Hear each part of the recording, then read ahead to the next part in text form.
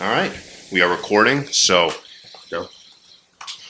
Mic is good. Not talking to. you should be able to hear yourself. Okay. Can you hear yourself? Yeah. Yep. All right, great, excellent. Then everything's working fine. Cool. All right. Okay, welcome to the Bronx broadcast. It's 11 a.m. It is the snowiest day of the year so far. I think de Blasio said it was like going to be the snowiest day in the last 10 years, and let me tell you, it is snowy. I lived in Syracuse. This was pretty bad. Yeah. We have our guest, Cecil Brooks from Mott Haven Capital Partners. Very excited to have Cecil Brooks on. He actually, the way that we met is very interesting. Cecil had reached out to me on Instagram, and it's the power of social media, and I love it. So, Cecil, please introduce yourself. Tell us about Mott Haven Capital Partners, and tell us your mission. Yeah, definitely. Thanks again for having me. It's great to be here. So I wear a few different hats in the Uptown community, and Uptown for me is mostly the South Bronx, Mott Haven, where I grew up, East Harlem, where I also have roots. And one of the hats I wear is launching this business, Mott Haven Capital Partners, as a way to help people directly invest in the Bronx. And so it's an investment fund. We're working with securities right now in some determined sectors. And the structure is we try to guarantee returns of between 12% and 33%. That's a great return. Within the lockup period, Yeah. 6 months to 2 years.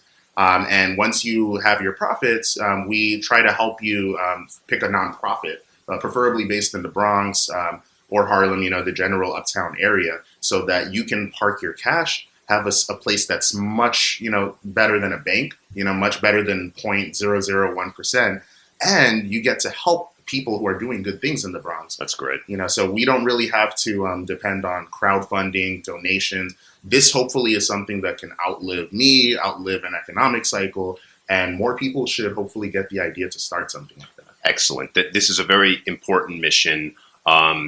I believe that finance and investment, especially in your own neighborhood and everything like that, is very, very important. What types of not-profits specifically are you guys working with? Yeah, so we select nonprofits based on two main pipelines. One would be some of the nonprofit boards that I already sit on. With the whole pandemic, and the protests earlier this year, a lot of us just felt like we wanted to do more. So that led to me kind of reaching out, becoming more philanthropically involved. So that's one way. The other way is through community feedback. If we hear of nonprofits or groups of people like the Mott Haven Community Fridge, for example. Yeah, I'm aware of what's going on. Yeah, with that, it's all over Instagram. Yeah, and they've really blown up the whole community fridge network. This year. So there was one in front here. They might have gotten rid of it, but there was one in front of actually our building. We had a community fridge. Yeah, and it was packed. It was stuffed. And I got to tell you a story. Across the street is a job center, and during the summer there was a long line there, and it was very helpful to the community. It was really helpful. It's a really good mission. Yeah. So, and there's a ton of fridges that I'm sure you know all over the Bronx and the city. Yeah. They're a little less organized sometimes, less formal, but they're also on our radar. I think considering right now where food insecurity is an issue, especially in the Bronx right now, because we'll get into this topic later. We'll get it when we get into our first topic. But the Bronx has really been hit astronomically hard in comparison to the rest of the country. There's a lot of factors, obviously, that lead to this, but I never left New York when everything was happening, and I was more or less here every day. I've seen it all. So I've seen, I've really, really seen it all. So they're very. There's a lot of healing that needs to happen. There's a lot of healing that needs to happen, and I'm very hopeful.